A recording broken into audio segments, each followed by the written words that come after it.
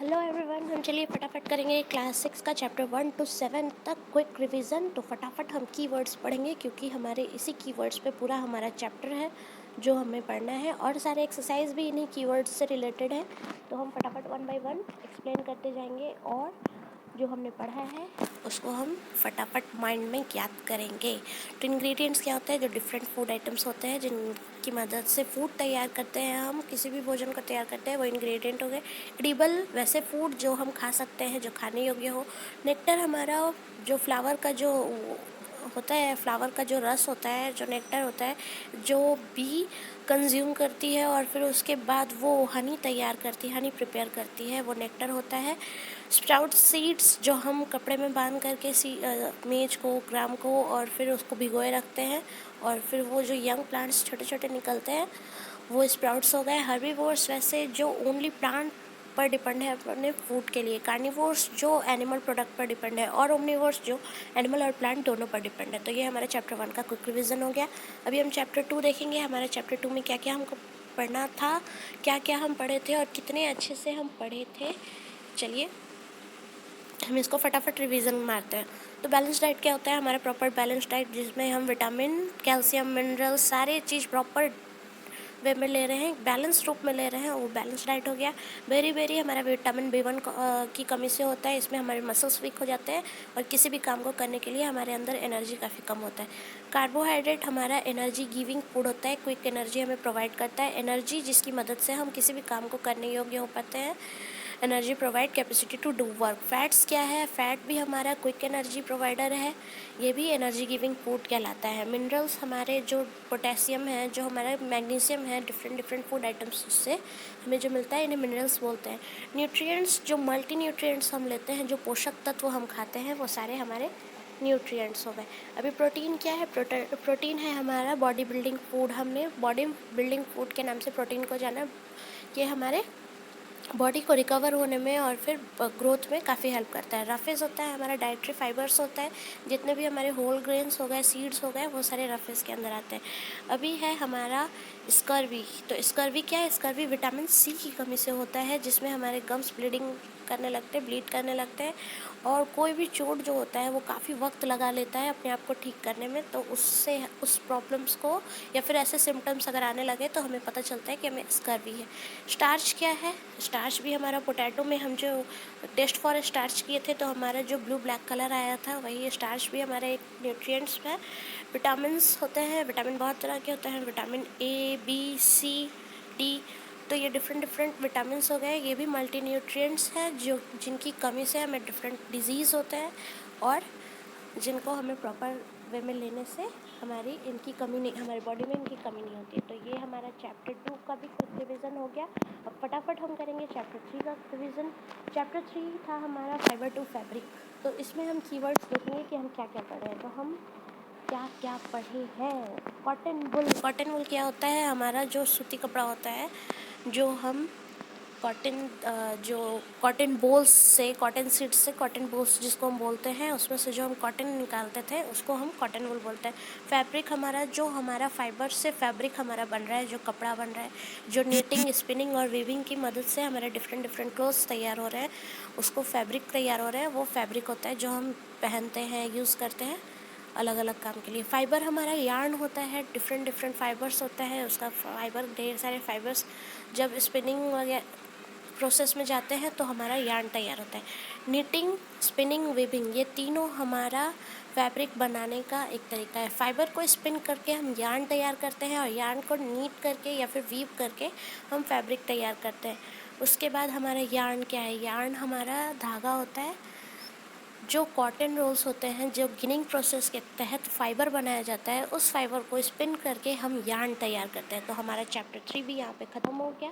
ये इसका भी क्विक रिवीजन हो गया। अब हम चैप्टर 4 का रिवीजन मारेंगे। चैप्टर 4 था हमारा, उसके अंदर कीवर्ड्स थे ये सारे। तो कीवर्ड्स क्या क्या है? हार्ड क्या है? तो हार्ड हमारा जो जो मटेरियल्स हमारे हैं, मटेरियल अराउंड अस, जो हमने देखा तो कुछ हार्ड थे, कुछ सॉफ्ट थे। हार्ड टफ जो इजीली कंप्रेसिबल नहीं होते हैं उन्हें हार्ड बोलते हैं। इनसॉल्यूबल जो वाटर में सॉल्यूबल ना हो। लश्चर जो शाइन देता हो, जिसमें शाइन हो वो लश्चर। ज़्यादातर मेटल्स में लश्चर होता है। मटेरियल क्या होता है, जो डिफरेंट डिफरेंट मटेरियल हमारे ऑब्जेक्ट्स होते हैं हमारे आसपास, वो सारे मटेरियल्स हो गए।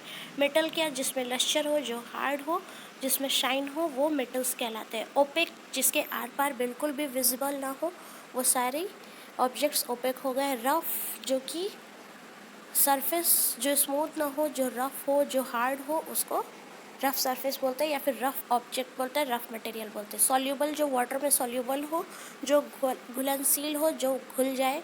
ट्रांसलूसेंट जिसके आर पार हम पूरी तरह नहीं देखें, तो हम जो ऑयल पैच बनाते हैं कागज़ पे, और जो हम एक्सपेरिमेंट किए थे लाइट में देखने का, तो उसमें हम देखे थे कि जब हम ऑयल गिराते हैं तो हमें पूरी तरह लाइट पास आउट होते नहीं दिखता है, तो वो हो गया ट्रांसलूसेंट। ट्रांसपेरेंट जो एकदम ट्रांसपेरेंट हो गया, जैसे ग्लास हो गया हमारा, या कुछ प्लास्टिक्स होते हैं कलरलेस जिनके आर पार हम पूरी तरह देख सकते हैं। तो ये हमारा एक और चैप्टर कंप्लीट, इसका भी क्विक रिवीजन हो गया। अभी हम नेक्स्ट चैप्टर का क्विक रिवीजन करेंगे। देखते हैं इसमें कीवर्ड्स क्या क्या है। चर्निंग क्या है, हमारा जो दूध से हम जो बटर निकालते थे या फिर हम दही से जो बटर निकालते थे, उनका चर्निंग करके वो उस मेथड को चर्निंग बोलते हैं। कंडेंसेशन जिसमें हम वाटर वेपर से वाटर तैयार करते हैं, वेपर से लिक्विड का फॉर्मेशन कंडेंसेशन हो गया। डिसेंटेशन में जो वाटर के साथ लाइट हमारा हस्क और सीड्स और जो निकल जाते थे, लाइट मटेरियल्स जो वाटर के साथ। और सेडिमेंटेशन में हमारा जो है हैवी मटेरियल्स थे जो वाटर के अंदर सेटल डाउन हो जाते थे। तो ये हमारा डिसेंटेशन और सेडिमेंटेशन प्रोसेस में आ गया। इवोपरेशन में हम लिक्विड से वेपर का फॉर्मेशन करते हैं। फिल्टरेशन डिफरेंट फिल्टरेशन हम किए, फिल्टर पेपर को यूज़ करके हम डिफरेंट एक्टिविटीज़ किए। हैंड पिकिंग हो गया, हाथ से छाँटना, जिसमें हम हाथों से अपने किसी भी चीज़ को सेपरेट करते हैं। उसके बाद सैचुरेटेड सॉल्यूशन, जिसमें हम एक सीमा तक, एक लिमिट तक किसी भी सॉल्यूट को डिज़ोल्व करते हैं और उसके बाद उसमें कुछ डिज़ोल्व नहीं होता, वो हो गया हमारा सैचुरेटेड सॉल्यूशन। सेडिमेंटेशन हम अभी बता चुके हैं। सीविंग है चालना या फिर छानना, जो हम चलनी का यूज़ करते हैं या फिर जो छन्नी का यूज़ करते हैं। बालू जो कंस्ट्रक्शन वर्क में बालू को चाला जाता है और उसमें से बड़े बड़े पेबल्स को रिमूव किया जाता है, वो सीविंग का एक एग्जाम्पल है। सॉल्यूशन जिसमें एक सॉल्यूट हो और दूसरा सॉल्वेंट हो, एक घोल कह सकते हैं, उसको सॉल्यूशन बोलते हैं। थ्रेसिंग हमारा जो कुटाई होता है, जो हम बुलक से या फिर हम मशीन से या फिर हाथों से जो हमारे क्रॉप्स थे, उन फार्म्स के किनारे जो फसलें होती हैं उनका कुटाई करके जो छाँटते हैं, हम उस हस्क को अलग करते हैं और सीड्स को अलग करते हैं, वो थ्रेशिंग के अंदर आ गया। विनोइंग हमारा प्रोसेस है जिसमें हम विनो करते हैं। ये सारे मेथड हैं हमारे सेपरेशन के, हमारे सेपरेशन सब्सटेंस को सेपरेट करने के मिक्सचर से जो मेथड्स होते हैं वो हमारा है threshing, winnowing, hand picking, sedimentation, ये सारे। अब नेक्स्ट चैप्टर हम देखेंगे। नेक्स्ट चैप्टर है क्या क्या कीवर्ड्स है और हम उसको फटाफट ख़त्म करेंगे। चेंजेस क्या होते हैं, जो हमारा चेंज होता है दो तरह का, रिवर्सिबल, इरिवर्सिबल। तो जो बदले जा सके, बदलाव जो हमारे आसपास आता है वो हो गए चेंजेस। उसके बाद है कॉन्ट्रैक्शन, सिकुड़ना। तो हम बहुत सारे एक्टिविटीज़ किए जिसमें मेटल को हीट करके एक्सपैंड करते थे, एक्सपेंसन होता था जो प्रोसेस के अंदर आता है, एक्सपैंड करके, और फिर उसको जैसे व्हील के ऊपर हम जो लोहे का पट्टा चढ़ा रहे थे, तो उसके बाद उसको एक्सपैंड करके और फिर जब हम उस पर चढ़ाने के बाद उसको पानी में डाल देते या फिर हम उसको कूल डाउन करते किसी अलग मेथड से, तो वो कॉन्ट्रैक्ट हो जाता है और उस प्रोसेस को कॉन्ट्रैक्शन बोलते हैं। मेल्टिंग में हमारा कोई भी जैसे बर्फ़ है वो पिघल रहा हो, तो वो हो गया मेल्टिंग, और फिर से हम उसको रिवर्स कर सकते हैं, कैसे, फ्रीज़ करके हम वापस से उसको जमा सकते हैं। तो ये भी चैप्टर हमारा रिविज़न हो गया।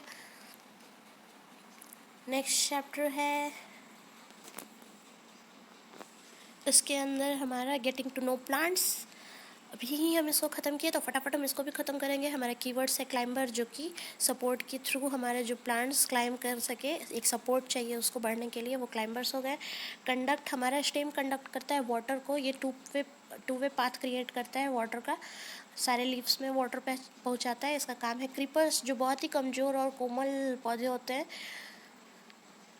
वैसे हो गए, ये सपोर्ट के थ्रू भी नहीं बढ़ सकते, ये ज़मीन पे ही पूरे फैल जाते हैं, इनके क्लाइंब नहीं करते हैं क्योंकि ये काफ़ी कमज़ोर होते हैं, टूट जाते हैं। फिब्रस रूट जिसमें कोई मेन रूट नहीं होता है, वो हो गए हमारे फिब्रस रूट, पूरा एकदम ढेर सारा। हमने इमेज भी देखा था और हम इसको जब एक्टिविटी कर रहे थे तो हम इसको विजुअलाइज भी किए थे अपने आसपास के पेड़ पौधे को देखकर, वीड्स को निकालकर। हर्ब्स हमारे हो गए वैसे प्लांट जो काफ़ी छोटे छोटे प्लांट हो, यानी कि हर्ब्स जो हमसे छोटे हो, हम श्रब्स जो हमसे बड़े हैं, और ट्रीज़ जो काफ़ी बड़े हो। लैमिना हमारा लीफ का वो ब्रॉड पार्ट है जो पेटियोल के बाद होता है। पेटियोल के बाद जो ब्रॉड पार्ट होता है वो हमारा लैमिना है। पेटियोल हमारा डेंटल होता है, जिससे कि जो कि ब्रांच से या फिर स्टेम से हमारे लीफ को कनेक्टेड रखता है, जोड़े रखता है, वो होता है पेटियोल। लेटरल रूट हमारे जो टैप रूट मेन रूट होता है, और फिर उसके बाद जो सारे और उसके मिडरिप जो और जो उसके रूट्स निकले होते हैं वो लेटरल रूट हो गए। उसके बाद मिडरिप क्या होता है? मिडरिप हम जब लीफ वेनेशन देख रहे थे तो लीफ वेनेशन में जब हम देखें तो नेट लाइक स्ट्रक्चर था हमारा, उसमें जो मिडरिप था, जो मेन जो वेन था उसका लीफ का, वो मिडरिप कहलाता है। ओव्यूल हमने देखा ओवरी में। पिस्टिल में जब हमने देखा ओवरी जो लोअरेस्ट पोर्शन पे था, स्वॉलन था, वहाँ पे जब हम उसको कट किए तो उसके बाद हमारा छोटे छोटे जो बीड लाइक स्ट्रक्चर दिखे वो ओव्यूल थे। पैरेलल वेनेशन जिसमें वेन्स एकदम एक दूसरे के पैरेलल हो। पेटल्स हमारे हो गए, जो पंखुड़ियाँ हो गई फ्लावर्स की, वो हो गए हमारे पेटल्स। पेटियोल्स डंटल हमने अभी पढ़ा। फोटोसिंथेसिस, इसमें फूड अपना प्लांट्स स्वयं बनाते हैं। इस प्रोसेस में वो सनलाइट के प्रेजेंस में ऑक्सीजन रिलीज़ करते हैं कार्बन डाइऑक्साइड लेकर के, और एक प्रोसेस के तहत वो अपना फूड तैयार करते हैं जिसको कि फोटोसिंथेसिस बोलते हैं। पिस्टिल हमारा जिसमें स्टाइल, स्टिग्मा और ओवरी था। रेटिकुलेट वेनेशन जिसमें नेट लाइक स्ट्रक्चर था। नेट लाइक स्ट्रक्चर अब अपने कलाई के ऑपोजिट साइड हम देख सकते हैं एक नेट लाइक स्ट्रक्चर, या फिर हम पीपल के पत्ते को ऑपोजिट या फिर किसी भी साइड देखेंगे तो नेट लाइक स्ट्रक्चर हमें नेट लाइक वेनेशन दिखेगा, जिसको रेटिकुलेट वेनेशन बोलते हैं। अभी सेपल्स हमारा जो लीफ लाइक स्ट्रक्चर था, ग्रीन लीफ लाइक स्ट्रक्चर जो हमारा पेटल्स के बाद जो उनको पकड़े रखता है, तो वो सेपरेटेड भी होता है, जॉइंट भी होता है। ये हमने पढ़ा। श्रब्स हमने पढ़ा, हर्ब्स से बड़ा श्रब्स। उसके बाद स्टामेन हमने पढ़ा, स्टामेन जिसमें कि एंथर और फिलामेंट हमने पढ़ा, वही डिशुम डिशुम लड़ाने वाला, किसका पहले टूटेगा वो वाला। और टैप रूट हमारा जिसमें एक मेन रूट होता है, बाकी लेटरल रूट होता है। ट्रांसपिरेशन जिसमें पौधे एक प्रोसेस के तहत एयर में, एटमॉस्फेयर में वाटर रिलीज़ करते हैं। इसके अंदर हमने एक्टिविटी किया पॉलीथीन बैग से बांध करके, और फिर चेक करना है कि प्लांट वाटर रिलीज़ करते हैं। ट्रीज़ जो काफ़ी बड़े होते हैं, जिनके स्टेम थिक होते हैं, हार्ड होते हैं। वेन्स हो गया वही जो नेट लाइक वेनेशन हमने देखा डिफरेंट जिसके थ्रू वाटर लीफ में जाता है, वो हमारे वेन्स हो गए। तो ये हमारा टोटल चैप्टर कंप्लीट हो गया। और अब मैं बताऊंगी कि कुछ लोग जो व्यूअर्स होंगे मेरे, वो सोचते होंगे कि मैं जब एनसीईआरटी एक्सप्लेन करती हूँ तो वर्ड टू वर्ड, मतलब एक एक लाइन एक्सप्लेन करती हूँ, ऐसा क्यों? मुझे मेन टॉपिक एक्सप्लेन कर देना चाहिए, और फिर हर एक लाइन को नहीं। कि कुछ सवाल भी पूछ रहा है, ईजी सा लाइन है, समझ में आ रहा है, फिर भी मैं एक्सप्लेन कर रही हूँ। तो मैं हर एक लाइन और वर्ड टू वर्ड इसलिए एक्सप्लेन करती हूँ ताकि आप कभी भी बुक खोलो तो आपको वो लाइन याद आ जाए और आप इजीली उसको समझ सको। ऐसा नहीं है कि आपको सिर्फ टॉपिक समझ में आ जाए और जब आप बुक ओपन करो तो आपको कुछ समझ में ही नहीं आ रहा है। तो वर्ड टू वर्ड एक्सप्लेन करना इसलिए बेटर होता है कि आप हर एक लाइन समझो, और जब आप अपना बुक ओपन करके देखो तो आपको लगे कि हाँ, मैंने इस चैप्टर का हर एक लाइन बहुत ही अच्छे से समझा है, ताकि हम किसी भी पेज को ओपन करें तो हम उसको अच्छे से क्लियर कर सके, दूसरों को भी समझा सके और खुद भी याद रख सके।